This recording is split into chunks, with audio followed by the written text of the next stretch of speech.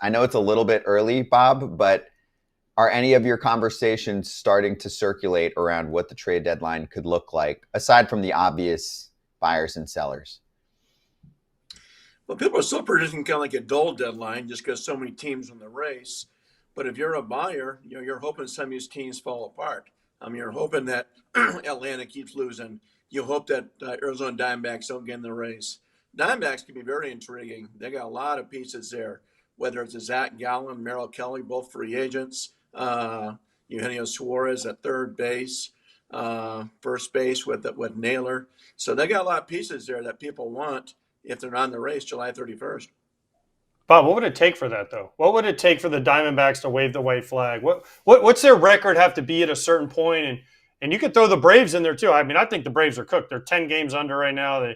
They lose they figure out ways to lose, kind of like the Diamondbacks. They both kind of just figure out new ways to lose. But what would it take for both those teams' records at a certain point for Alex Anthopoulos and Mike Hazen to say, you know what, we're trading everybody? I think Atlanta's case, they still want to have most of these guys back. They don't have those free agent guys. The big one would be, of course, Marcelo Zuna. But outside that, they're not going to trade away their young core. So I don't think they have a whole lot of pieces there. Maybe a couple of bullpen guys. Where Arizona, hey, if you're 10 games back or so and kind of hopelessly out of it, I would think 10 games back would do it for sure. They're probably not going to keep Zac Gallen. He's a free agent. They're probably going to keep Merrill Kelly, but they can still trade him and get him back. They got pieces in the bullpen. Suarez is a great slugger, and Naylor's been fine at first base. So they got more pieces than Atlanta as far as guys that be willing to trade. Because of how tight I think the National League is in the sense that there's a lot of good teams, what team do you see as rising to the top and being like, hey, you know what? We're not going to wait this out. We're not going to wait till the trade deadline. We're going to be the first to strike, because this is the kind of time of the month here that, hey, you know what? If a team strikes, they jump the gun on other teams and get that first ball rolling. Well, the guy here always keeps their eye on is Dave Dombrowski. He's as aggressive as anybody. And pretty much if they don't make the World Series, it's a disaster. I mean, this team's been built to win. They ran it back one more time. And this, offense has always struggled come October. So they got to be aggressive here. And people think it'll happen. I think the Cubs will too. And you still got a GM, Jed Hoyer, last year of his contract. They need to make the playoffs. They're sitting pretty. But, yeah, if you can strike the first week of July, it helps out. I remember Milwaukee went and got CC Sabathia early, and those extra starts got them in the postseason. So if you can get an extra 3 or 4 starts from somebody, it's really advantageous. Bob, who's the biggest name that's going to be traded this year? Right now, if you looked at it, who do you think the biggest name that'll be traded this year will be? It could be Zac Gallen. It really could. Everybody's talking about Shane Alcantara, but God, he struggled so much. You do have 2.5 years of control, so you're going to get more from Alcantara than you would Gallen, who's a free agent. So I would think, kind of a toss-up. I'd go Gallen over Alcantara unless they magically just turn it around here in Arizona. That's a good one. What about position players? No one that just jumps out at you that would do it. I mean, if you want a slugger, you would take, Suarez, kind of Falefa. He'll be moved, but, not a big name. I'm not sure how many big names there will be that's going to get moved. You always have to keep an eye on Milwaukee. Milwaukee will trade some pitchers and then get some guys back. I don't think they'll trade Peralta. I think they still remember what happened when they traded Josh Hader and tried to thread the needle. The clubhouse went berserk. I don't think they'll make that mistake again. By the way, Bob, so you're just saying if the Diamondbacks don't trade anybody, there's no trades coming for trade deadline, right? Like if the Diamondbacks, if they don't make any trades, then guess what, guys? We're canceling the trade deadline. Because you keep talking about the Diamondbacks. Is it more that the Diamondbacks players are that valued, or that some of the other teams who would make trades, a White Sox, an A's possibly, a Rockies, a Marlins, just don't have pieces that other teams want? Maybe they don't want that badly is a better way to phrase it. No, you're exactly right, AJ. I think that's it. You just don't have the pieces. I mean, no one's calling the White Sox and say I can have Luis Robert now. The way he's hitting, Cincinnati could be that one sleeper team that could be very active as far as dumping guys. If they're not in the race, they got some nice pitching, whether it's Nick Martinez or some of these guys to move. They do have some bats, so they could be a team to keep an eye on. Because right now, I think they're kind of on the fence. Obviously, we're a baseball show, so we like baseball talk.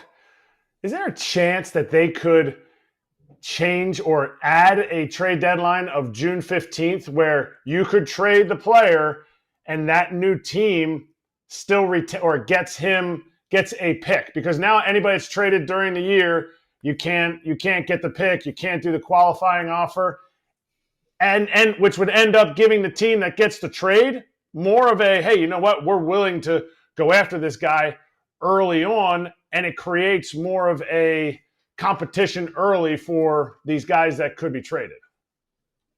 No, it's an interesting concept. I haven't heard that brought up before in past CBA negotiations. The only trouble with it is we're almost June 15th now. It's only, 2-3 teams are out of the race. I just don't know how much people get moved. I mean, you're going to get bashed enough for giving up. I'm not sure how many teams would be comfortable waving that white flag, this early in the season. Bob, I've got a position player name for you who popped up in some trade rumors this past week. What do you think the chances are that Jarren Duran could be on the block?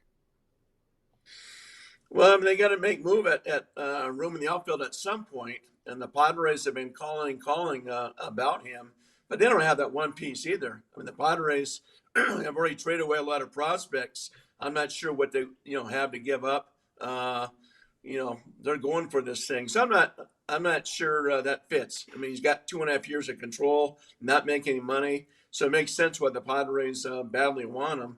I just don't know who they have to give up. They've already given up a lot of guys the last 2 years just by trading prospects and going for this thing. Hey, Bob, here's another interesting team. What about the Orioles? The Orioles, O'Hearn, Mullins, maybe, I don't know, if Morton keeps pitching okay, would he be one? Sagano, maybe Eflin. They have some names out there. Would they go into another trade and try to get some prospects back to try to help them in the future? Yeah, I mean, the thing is with them, AJ, is they got so many prospects already. They're absolutely loaded in the farm system. But yeah, if they don't get back in this thing, and some GMs say, you know what, keep an eye for these guys. They may still make a wild card run. But the names you said for sure, I mean, Eflin would bring a bunch back. Sagano, he's only been there a half a year. If you want to do that, fine. Same thing too with center field. But yeah, Eflin would be a guy that everybody would want, and he can pitch, big time situations. But a lot of GMs say keep an eye out for the Orioles. They got a soft schedule. We know they can't hit lefties, but it might be too early to pull the plug on these guys. Bob, what would you say is the most surprising storyline for a team so far this season, which probably, I guess, would be, let's do it this way, a surprise where you're like, wow, they're much better than I expected them to be, and then one super downer. I know we've covered a couple of them already in Atlanta, I guess Arizona to an extent, definitely Baltimore, but what's one up, one down for you that really surprised you? The one up for sure is the one nobody hardly talks about, St. Louis Cardinals. I mean, it's unbelievable what they're doing. It's almost like that movie Major League where they're winning despite what the front office wants to do. And they want to trade guys at the deadline. They want to dump and get prospects, whether it's Ryan Helsley or a bunch of those guys. But the way they're playing, you can't do it. So they're kind of foiling the front office plans. I think Ollie Marmel has done an unbelievable job as manager there. And then on the flip end, like you said, the two guys you're talking about, the two teams. The one, though, is probably the Texas Rangers. I thought they had a chance to get to a World Series and win it. They're number 3 in baseball for ERA. DeGrom is back to looking like the old Jacob DeGrom, but they just can't hit. I still think they have a chance to recover, but they've been very disappointing. I don't think anybody thought this offense would be this bad. Kratz, life is too short for uncomfortable shorts or for uncomfortable swim trunks because it is summertime. We partnered up with Chubbies. I just got my first order, and I love this look. The swim trunks are tiger sharks. You have to see it if you're listening right now on the pod to believe it. It's worth it. But I'll tell you what you can't do. When you're looking at it, you can't tell how comfortable they are. Mine came, I didn't even know I was wearing them. They're so comfy. So comfy, it's like you're naked. We're making catchphrases for them. So don't wait. For a very limited time, shop Chubby's biggest sale of the year for $45 shorts and up to 65% off select gear. Hit up chubbyshorts.com and grab your favorites before they're gone. Miss the sale, don't sweat it. You can use the FT code in lowercase. It's FOUL, F-O-U-L, for 20% off. Support the show. Let them know FT sent you when the survey asks, and get ready to turn some heads. Summer's here. Dress like it in Chubby's. Hey Bob, you saw the Marlins Rockies attendance the other day? Did it remind you of the Metrodome like around 98, 99 when I was first coming up and we'd have a 11 a.m. game against, I don't know, any team not named the Yankees or Red Sox, and there was about 300 people at those games? Those are classics, man. Those Saturday games at 11 o'clock in the morning. Oh, You guys have to be off the field by 2 o'clock. We had a time limit. We had a time limit so the Gophers could get the field ready to play. Oh, my God. How does the time limit work? If the game ended, it was a 3-hour time limit. We started like 10 in the morning. So if it's the 8th inning, it's over? Game's over. No. Yep. No. Yes. A big league game that would have ended on a time limit. I've never heard this. Suspended. It would be suspended. Yep. To get a college in? Exactly. Yeah. Everybody played there. Yeah. Oh my gosh. Like they said, there's no fans there anyway, so what difference does it make? True. That is true.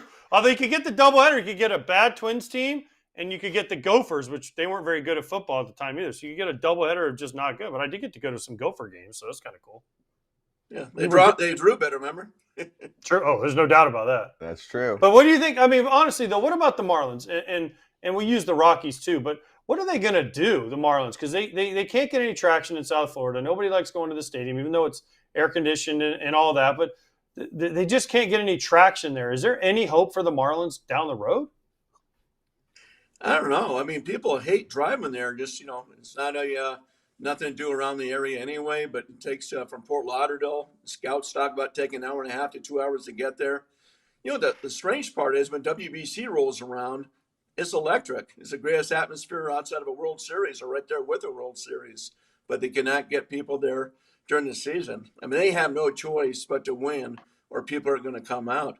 But, it cost, I was talking to a Marlins official, so they lost money those 3 games because it cost more to put on those 3 games again, than it did to actually play them. So with the Rockies, by hiring all the concession people and stadium workers, they lost money because the entire attendance, I think, was only like 19,000.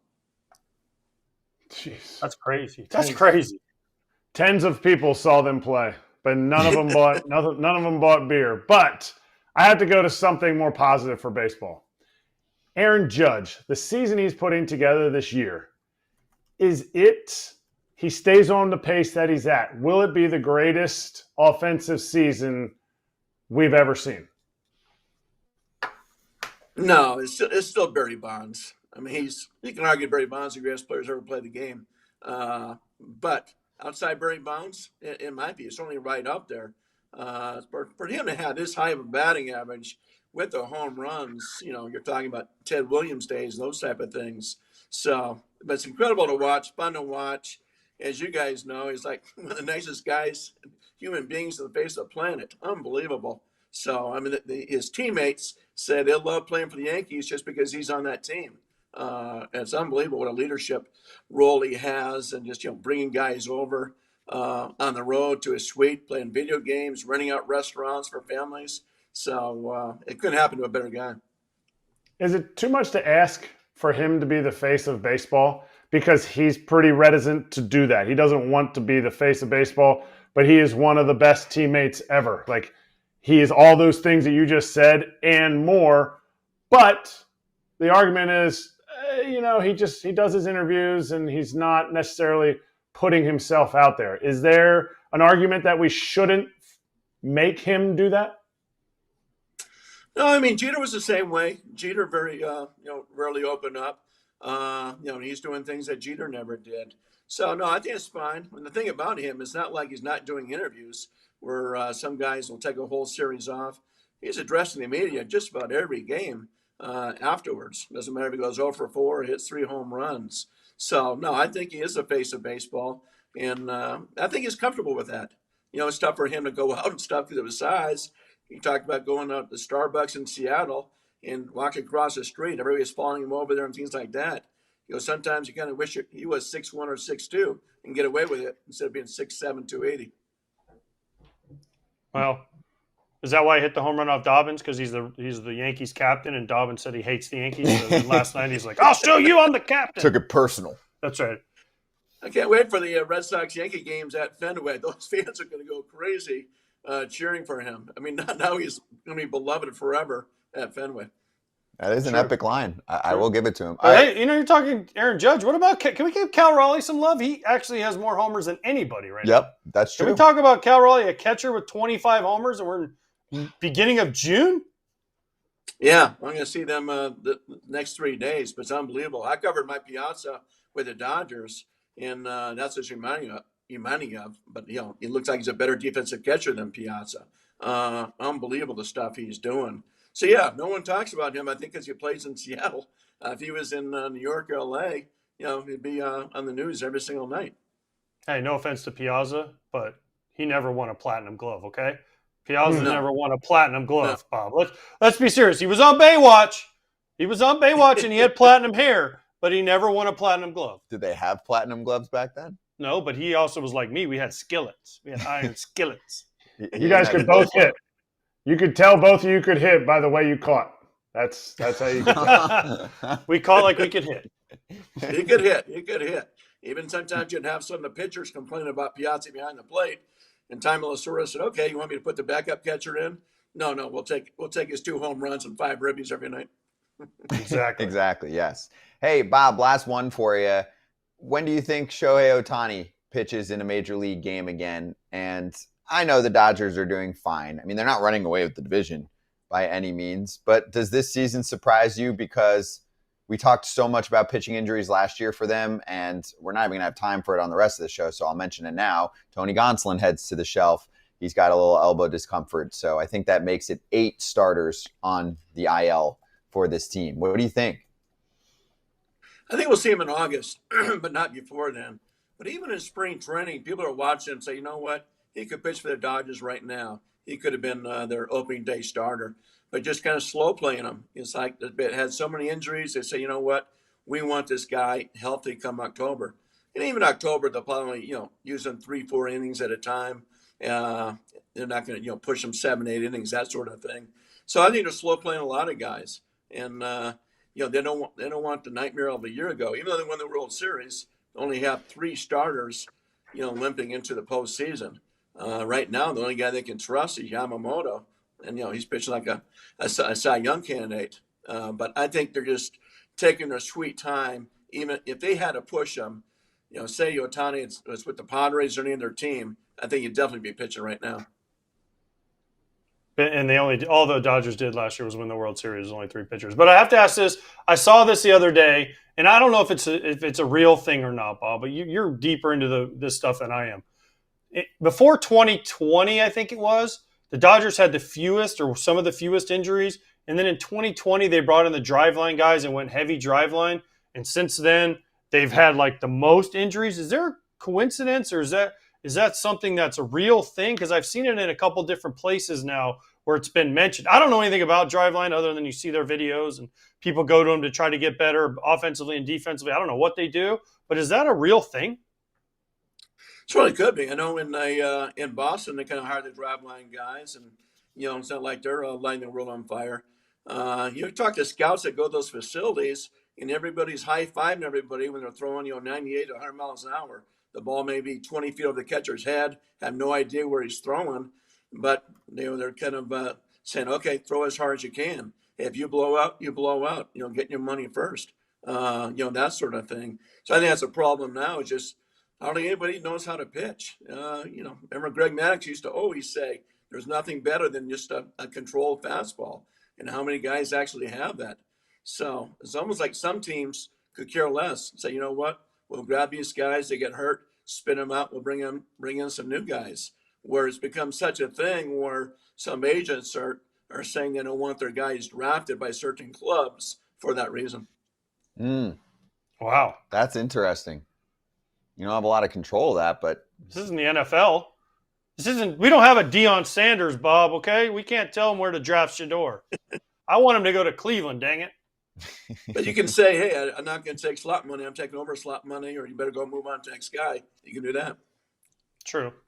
hey, So you better got be one damn arm. good, though. Yeah, you better be good. You if better you're be saying damn no. good to be pulling that off, Bob. That's true. But hey, it's interesting to hear. Hey, everybody. Be sure to like and subscribe for more content. We're back here every weekday, all year long, so do not miss an episode. The videos are coming in all day. Here's another video you might enjoy. Baseball the way it should be covered.